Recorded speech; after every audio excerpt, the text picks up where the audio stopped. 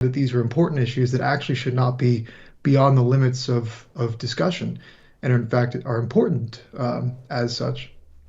Yeah, for sure. Well, I wanted to talk to you a little bit about Elon Musk's takeover of Twitter. He's done so much for free speech just in the last month, more than most Republicans have altogether. And I think so many of us, and as you know, many people in office too, they claim to care about free speech, but weren't able to rein in Section 230, haven't done a lot really to help on this issue. And so it really took Elon Musk, with his billions of dollars to break this monolithic, one-sided speech of big tech. So what do you think has been maybe some lessons learned here for Republicans seeing just all of the impact he's made so far? How much is possible? How much can be achieved in such a short period of time?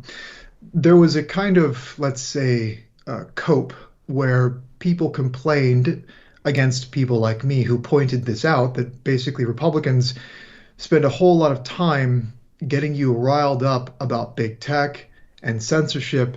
And then when you're riled up, they'll ask you for money. And so they've wasted, in effect, a lot of your time, emotional investment, and obviously your money, and have delivered really nothing. In fact, oftentimes at the moment of decision, Republicans will refuse to take any meaningful action against these corporations that they will describe as monopolies, as oligarchs, the people that run them.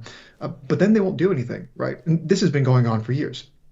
Elon Musk comes around in a matter of months, and $40 billion later, he ends up showing us what's possible. And like I said, the cope that some people had was that, well, the GOP doesn't have $40 billion, right, in cash that they can just buy a private company or whatever.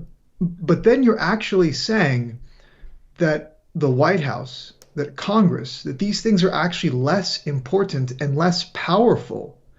Our elections, in other words, are less meaningful than a single guy with money. Now, if you believe that, that might be true, by the way. I hope not, but that could be true. But that's a terrible argument to make if you're defending the Republican Party. Well, this one guy is actually capable of accomplishing more by himself than the Republican Party with, let's say, a trifecta, control of the White House and both chambers of Congress, right?